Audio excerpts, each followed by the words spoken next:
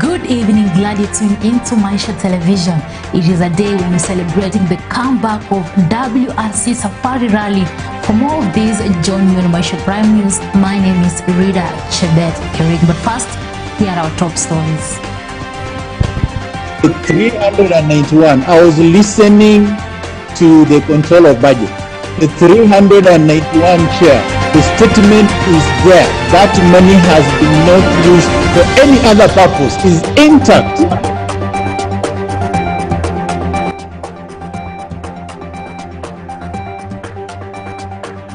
Hii masomo mingi ni ya ukora mingi katika Kenya. Watu kuiba mali ya Wakenya na kupiga pesa ya wananchi isionekane.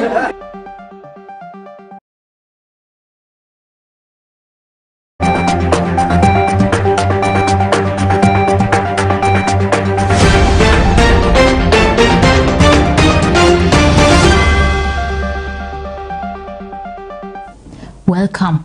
We start on a sad note where the KDF has confirmed fatalities in the ill-fated military chopper that crashed at Ole Tepesi area of Ngong Plains in Kajiado County. The KAF helicopter MI-171E that was on training mission crashed, landed and burst into flames at around 9 a.m. In a statement, the KDF spokesperson Zipporah Kioko said that all the passengers on board were accounted for and have been moved to safety. The injured Colonel Kioko said that were airlifted and are receiving treatment at the Defense Forces Memorial Hospital in Nairobi County. Reports indicate that 10 soldiers were killed in the Thursday morning incident, while 13 others were injured in the crash. An investigation into the cause of the crash has also been launched.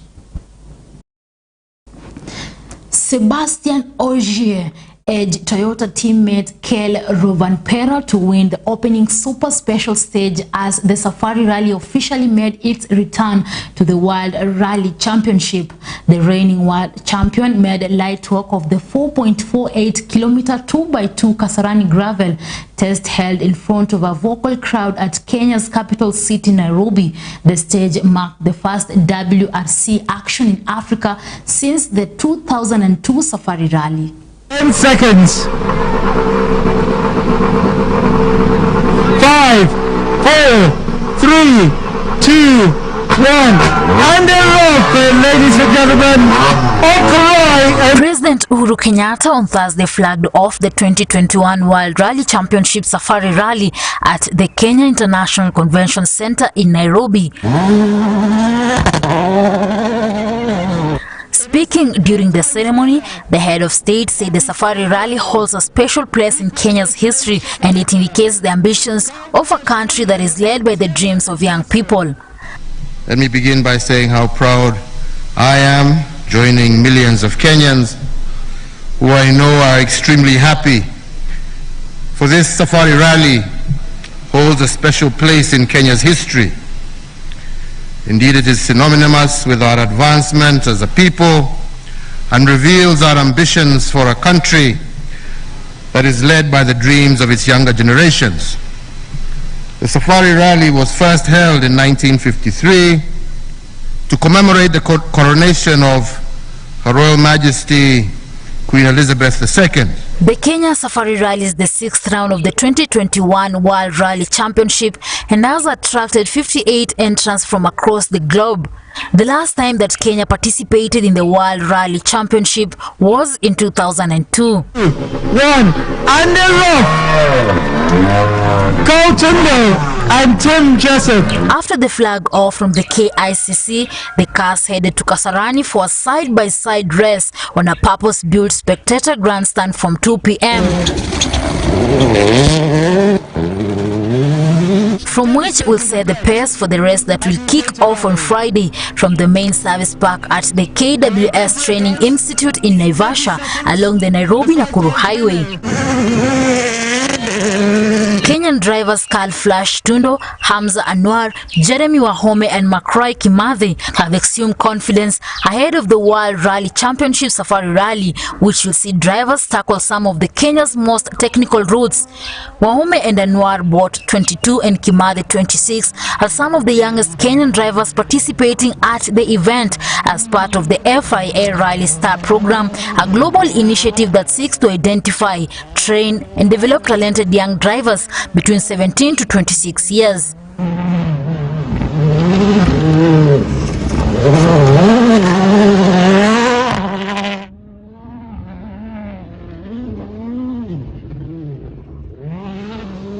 Sebastian Ogier became the first man to win a World Rally Championship stage in Africa for 19 years as he won the opening Kasarani Super Special on Thursday ahead of his two Toyota teammates Ogier, Kel Rovanpera and Elfin Evans. Each won their respective heats on the 3-mile stage, but Ogier, who raced and beat Ot Tanak by 2.5 seconds, was quickest by all by 0.3 seconds from Rovanpera. Evans a further 0.4 seconds adrift.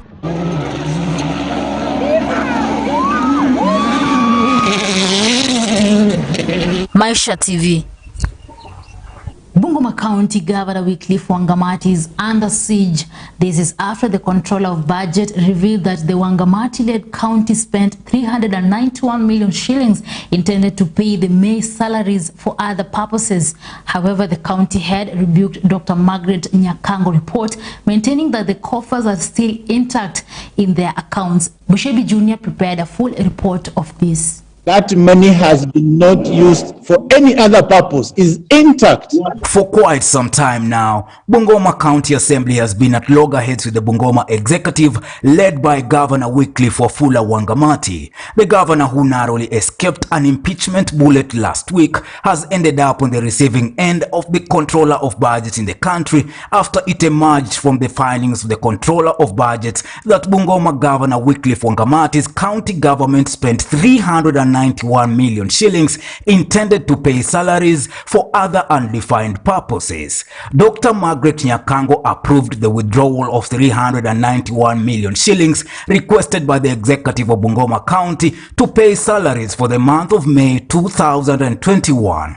The transaction was credited in the bank statement on 31st May 2021. Now, in order to understand the accusations, because we don't know and we can't tell from the bank account. However, according to the controller of budgets, the county government used the money for other purposes instead of the initial order it was intended for, going ahead to pay suppliers and unwarranted individuals. The 391, 495, 421 is part of the accusations that the governor utilized this money for other things other than salaries. The requisition came asking for May salaries, and it was used for other things, you know.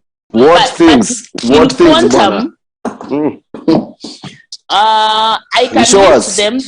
I just saw suppliers, individuals. I can list what payments that I saw. In a rejoinder, Bungoma Governor Wycliffe Wangamati refuted Dr. Margaret Nyakango's claims, further rebuking the Control of Budgets report, maintaining that the 391 million shillings has not been spent and the coffers are still intact in the county accounts. The 391, I was listening to the Control of Budget. The 391 chair, the statement is there. That money has been not used for any other purpose, is intact.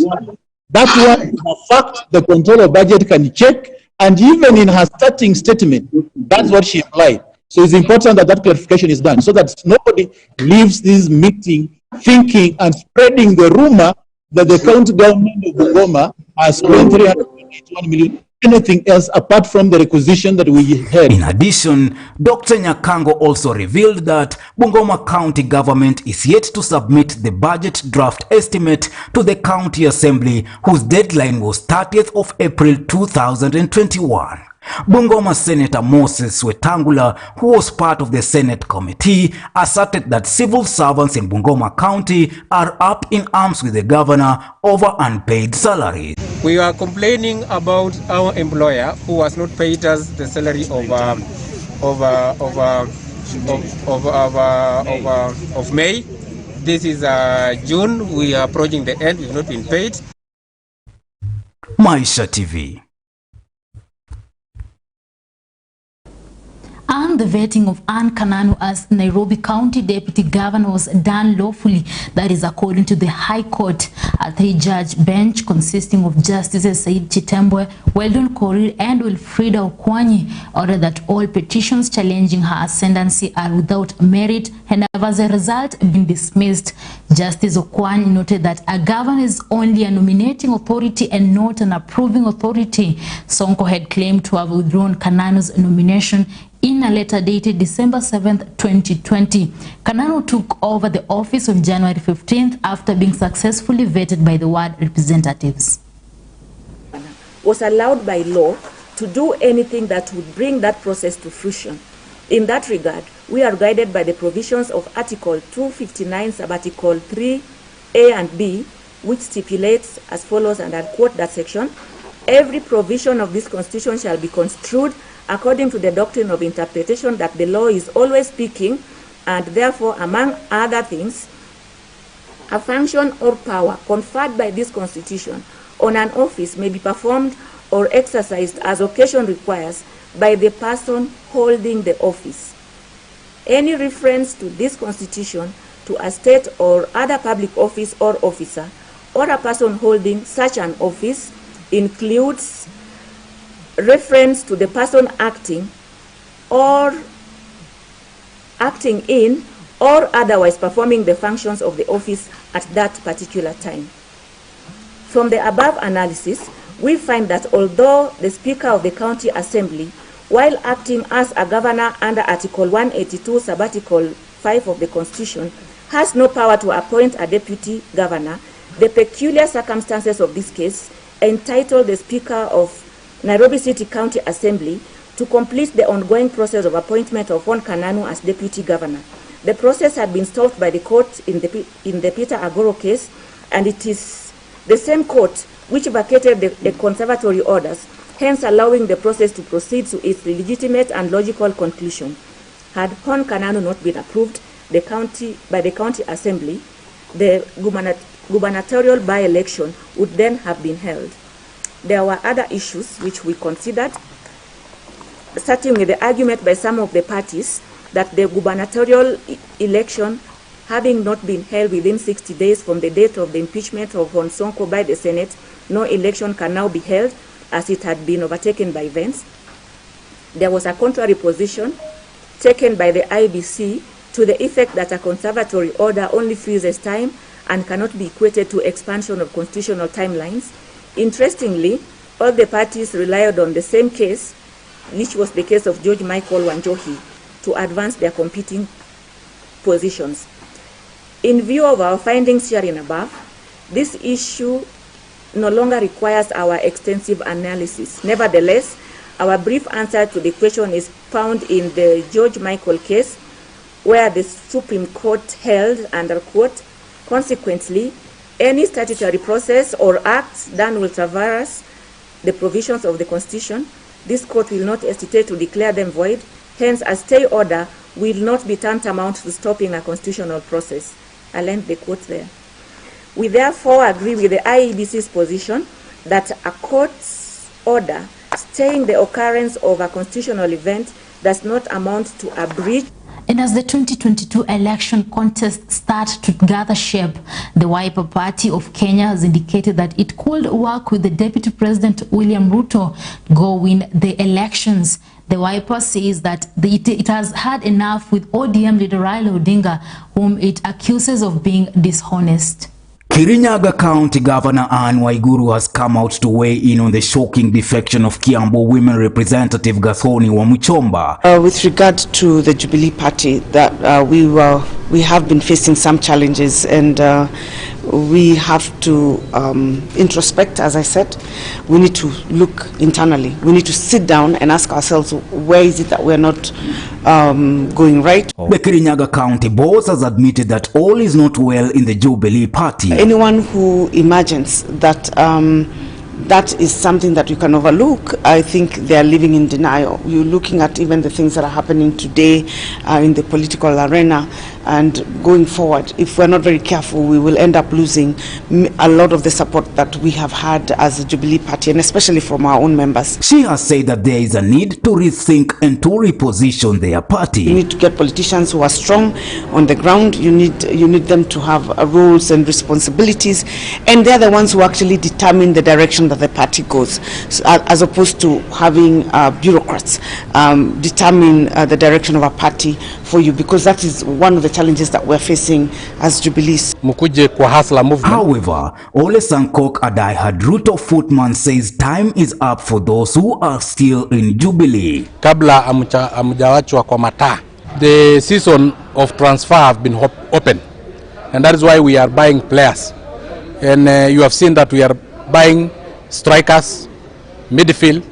Wamuchomba is a midfielder. I made it clear, I have been the most stupid fellow on the earth to go and support the third time a presidential candidate, all right, without a measure of reciprocity.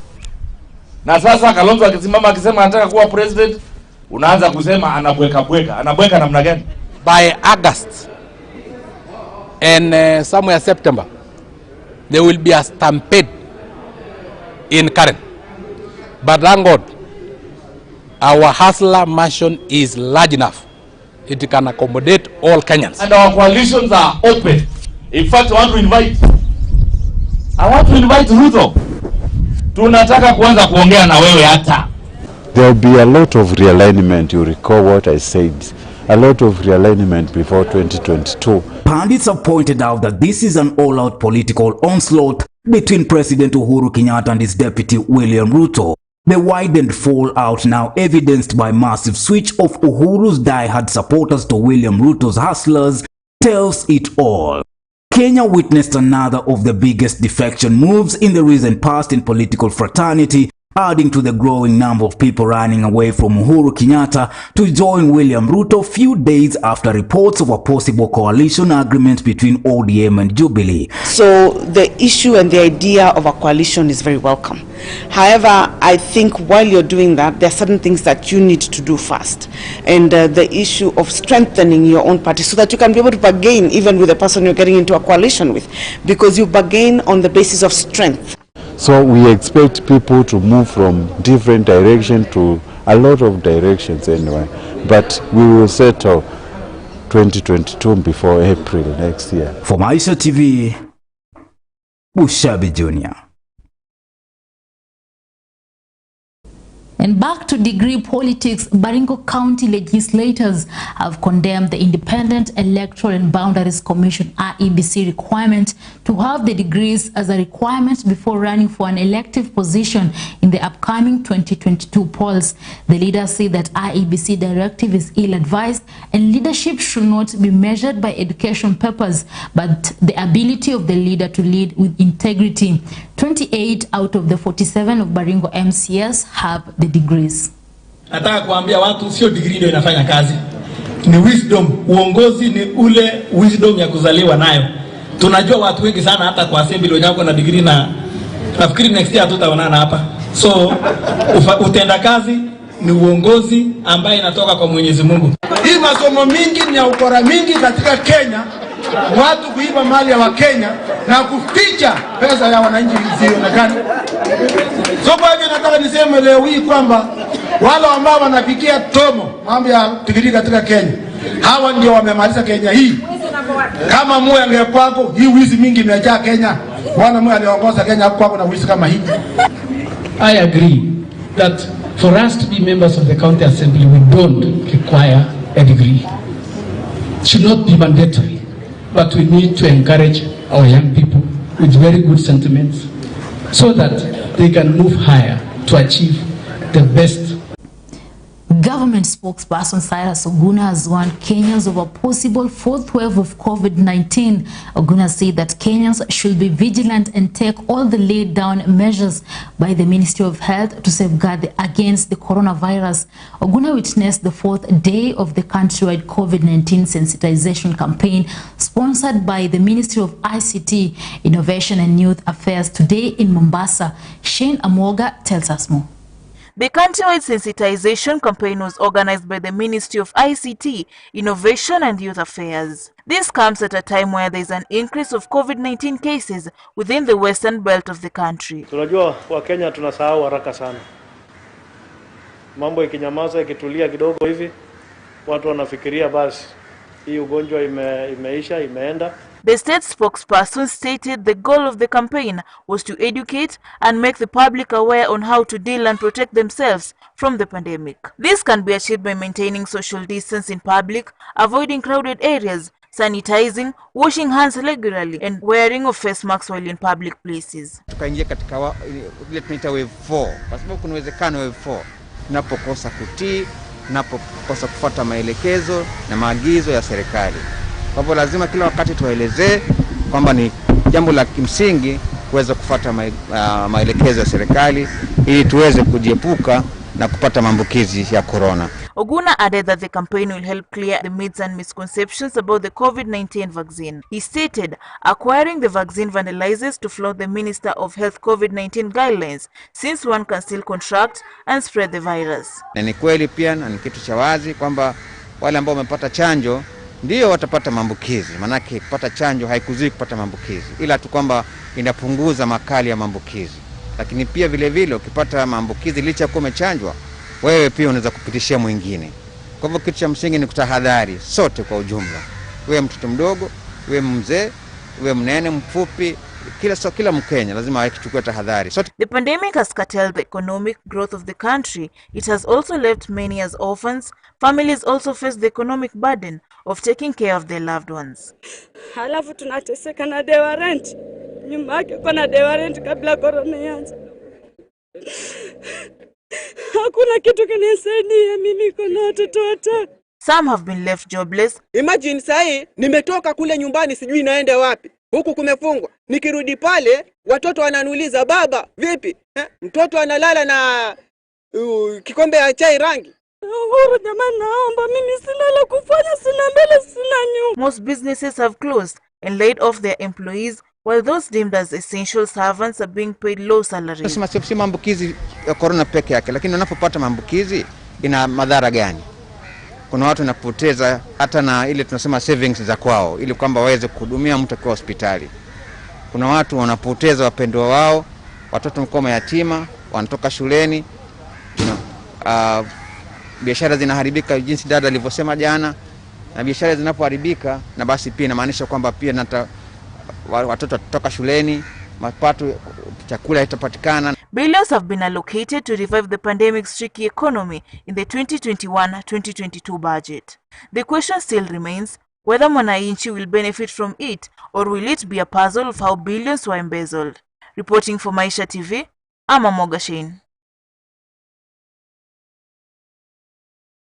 NARD Secretary General Wilson Sonar stated that the union's national elections will take place this Saturday, that is 26th of June. Sonar says that following the ruling by the Labor Relations Court in Eldoret, the election will take place under strict COVID-19 protocols, despite the early call that the election should be held off. Sonar said that his office is under attack from the government, accusing him of trying to derail the union's functions. And that is what we call tactics of stifling trade unionism. Labor movement, particularly in the public service, is under attack from the government of the Republic of Kenya. That is the truth. And of course, you've witnessed attempted coups in this office several times. Yeah, because if you want to kill strong unions, remove also strong leaders. And once you remove strong leaders, then, and you have weak leaders, then that union is finished. A teacher in Kitui County was found dead in his office, and residents allege that he could have taken his own life. The teacher is alleged to have hanged himself, leaving no suicide note inside his office. The 46-year-old is rumored to have been badly affected by delocalization process after he was posted to a school less than a year ago from his home county of Makueni. Na amekuwa akikaa vizuri na community. Sijawahi pata habari yake kuhusu mambo mabaya. Ni mwalimu mzuri, na hata wale watu ambao tunafanya kazi na wao kule, watu wa community policy na vile elders, sijapata habari yake mbaya. Siku ya mwisho yenye tulionana naye ni siku ambayo alikuwa anafanyisha mtihani wa KCPE pale Ise Primary School. Hiyo ndio siku ya mwisho yenye tulionana na mwalimu, tukaongea naye. Sikusikia jambo libaya juu yake, ama sikusikia kama ako na mambo mabaya. Sisi tuko na huzuni kwa sababu mwalimu alituacha. Tuomba serikali tafutie mwalimu mwingine kama huyo, kwa sababu alikuwa ameanza kuinua watoto. So nimefanya upelelezi nijue ni nini haswa kilimfanya anjitie kitanzi, lakini bado sijapata ripoti kamilifu ya kuhusu ni nini haswa kilifanya yeye anjitie kitanzi. And with that sad story, we've come to the end of Maisha Prime News. Thank you for keeping me company all through the bulletin. My name is Rida Chebet Kering. Enjoy your night.